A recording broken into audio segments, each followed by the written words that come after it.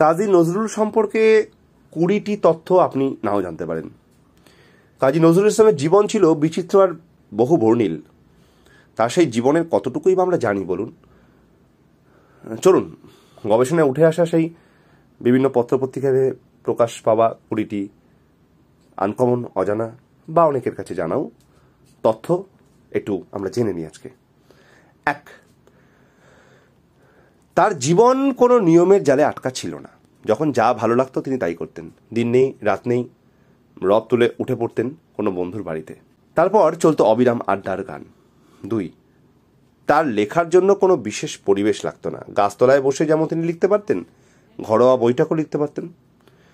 3, তিনি কোনো অনুষ্ঠানে গেলে ঝলমলের রঙিন পোশাক পরতেন। কেউ তাকে রঙিন পোশাক পরার কারণ জিজ্ঞেস করলে বলতেন, রঙিন পোশাক পরি অনেক মানুষের দৃষ্টি আকর্ষণ করার জন্য। অচিন্ত্য কুমার সেনগুপ্ত তথ্য দিয়েছেন, তিনি তার ঝলমলে পোশাকের ব্যাপারে বলতেন, আমার সম্ভ্রান্ত হওয়ার দরকার নেই, আমার তো মানুষকে বিভ্রান্ত করবার কথা। 4, তার পাঠভ্যাস ছিল বহুমুখী। তিনি পবিত্র কোরআন, গীতা, বাইবেল, বেদ, ত্রিপিটক, মহাভারত, রামায়ণ যেমন পড়তেন, তেমন পড়তেন Shelley, Keats, Karl Marx, Maxim Gorky সহ বিশ্ববিখ্যাত তাবৎ লেখকদের লেখাও। রবীন্দ্রনাথের গীতবিতানের সবকটি গান মুখস্থ করে ফেলেছিলেন তিনি। 5, বাংলা গানে তিনি একমাত্র ব্যক্তি যিনি সব ধরনের বিষয় নিয়ে গান লিখেছেন। তার গানের সংখ্যা অনেকে 4000 বললেও আসলে তিনি গান লিখেছেন প্রায় 8000-এর মতো, যার অধিকাংশই সংরক্ষণ করা যায়নি। 6, বাঙালি কবিদের মধ্যে তিনিই ছিলেন সবচেয়ে বেশি রসিক। তার কথায় হাসির ঢেউ উঠত। হিরণময় ভট্টাচার্য রসিক নজরুল নামে একটি বইও লিখেছেন। যারা বইটি পড়েননি তাদের পক্ষে বোঝা কষ্টকর তিনি কী ধরনের রসিক ছিলেন। একটা উদাহরণ দেওয়া যাক। একবার এক ভদ্রমহিলা নজরুলকে খুব স্মার্টলি জিজ্ঞাসা করলেন, আপনি কি পানাসক্ত? নজরুল বলেন, না, বেশ্যাসক্ত।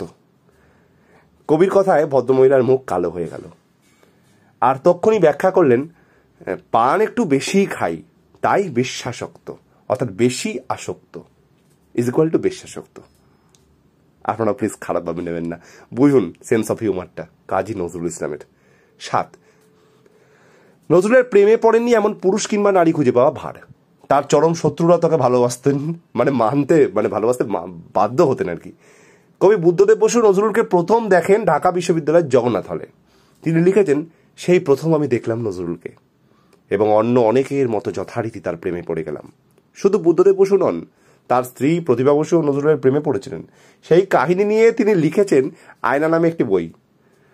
কি অবাক কাণ্ড, স্বামী স্ত্রী দুজনাই একই লেখকের প্রেমে হাবুডুবু খেয়েছেন। 8, কাজী নজরুল ইসলাম প্রচুর পান ও চা খেতেন। লিখতেন, বসার আগে পর্যাপ্ত পরিমাণ চা আর এক থালা পান নিয়ে বসতেন তিনি। পান শেষ করে চা, এরপর আবার চা শেষ করে পান খেতেন। তিনি বলতেন, লেখক যদি হতে চান লাখ পেয়ালা চা খান। 9, নজরুল ছিলেন সত্যিকারের হস্তরেখা বিশারদ। তিনি অনেকের হাত দেখে যা বলতেন তাই ঘটতে দেখাও গেছে। একবার এক লোককে বললেন, আপনার বিদেশ যাত্রা আছে। লোকটি সত্যি কয়েকদিনের মধ্যে বিদেশ চলে গেল। আরেকজনকে বললেন, আপনি পৃথিবীর বাইরে চলে যেতে পারেন।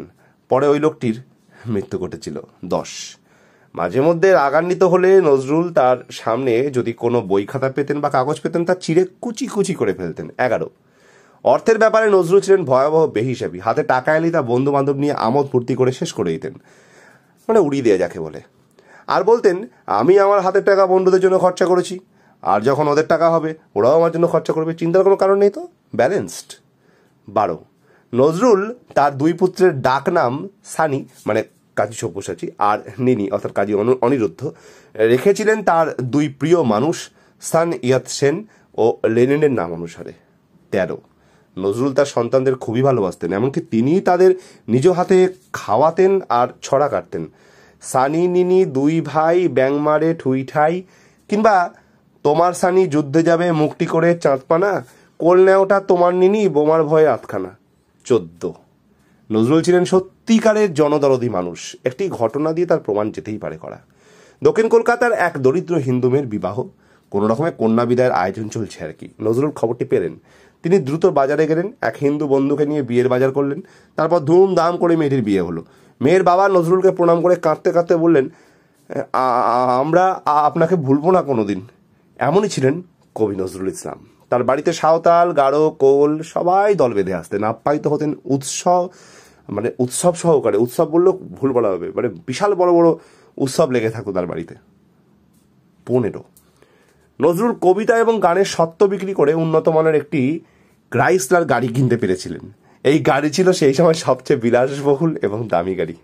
এটা হয়তো জানতেন না। 16, নজরুল ট্রেনের প্রথম শ্রেণীর কামরা ভাড়া করে মাঝে মধ্যে প্রমোদ ভ্রমণে যেতেন। 17, নজরুলের দৃষ্টিশক্তি ছিল অসামান্য। তিনি গভীর অন্ধকারেও বহু দূরের কোনো জিনিস স্পষ্ট দেখতে পেতেন। 18, নজরুল ছিলেন অসম্ভব রকমের ক্রীড়াপ্রেমী। সময় পেলে তিনি ফুটবল খেলতে এবং খেলা দেখতেও স্টেডিয়ামে ছুটে যেতেন বন্ধু বান্ধবকে সঙ্গে নিয়ে।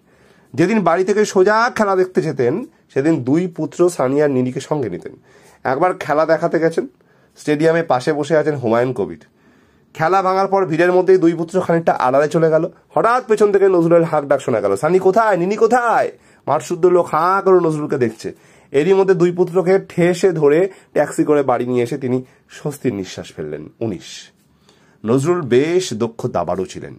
যেদিন বিশেষ কোনো কাজ থাকতো না সেদিন তিনি দাবা খেলতেন। খেলায় এমন মগ্ন হয়ে যেতেন যে খাওয়া দাওয়ার খেয়ালই থাকতো না। মাঝে মধ্যে নজরুলের বাড়িতে দাবার আসর বসাতে আসতেন কাজী মোহতার হোসেন ও হেমসোম। 20, কলকাতায় নজরুলের 3 তলা বাড়ির সামনে ছিল একটা ন্যাড়া মাঠ। খেলা নিয়ে বহু কাণ্ডও ঘটেছে এই মাঠে। একবার জোর ক্রিকেট খেলা চলছে। নজরুল গ্যালারি অর্থাৎ বারান্দায় দাঁড়িয়ে খেলারত তার 2 পুত্রকে জোর উৎসাহ দিয়ে যাচ্ছেন। এর মধ্যে বড় পুত্র সানি এলো ব্যাট করতে, প্রথম বলেই 6 মারল। নজরুলের সে কি দাপাদাপি। ঠিক পরের বল সবার আগে তিনি চিৎকার করে উঠে বললেন, সানি ওই রকম আরেকটা মার দেখি। ব্যাস, বাবার কথায় উত্তেজিত হয়ে দিক বিদিক জ্ঞানশূন্য হয়ে ব্যাট চালালো পুত্র। ব্যাট অবশ্য বলে লাগলো না, লাগলো উইকেট কিপারের চোয়ালে। বেশ রক্তারক্তি অবস্থা। অবশেষে খেলা বন্ধ করা হলো। এমনই নানা রঙের মানুষ ছিলেন কাজী নজরুল ইসলাম, আমাদের প্রত্যেকের প্রিয় মানুষ, প্রিয় কবি, বিদ্রোহী কবি, যার জীবনে দুঃখ কষ্টের কোনো অভাব তো ছিল না, আবার রূপ রঙের বাহারেরও কোনো অভাব ছিল না। পৃথিবীর খুব কম মানুষই বোধহয় এমন মহাজীবনের অধিকারী হন। বুদ্ধদেব বসু যথার্থই বলেছিলেন, কণ্ঠে তার হাসি, কণ্ঠে তার গান, প্রাণে তার অপুরাণ আনন্দ, সব মিলিয়ে মনোলুণ্ঠনকারী এক মানুষ। আমি যে পেজ থেকে এটি পেয়েছি সমাজ মাধ্যমের, সেই পেজের নাম নজরুল অঞ্জলি। সেখান থেকে সংগ্রহ করেছি, তাই জানাই আন্তরিক ধন্যবাদ। নমস্কার।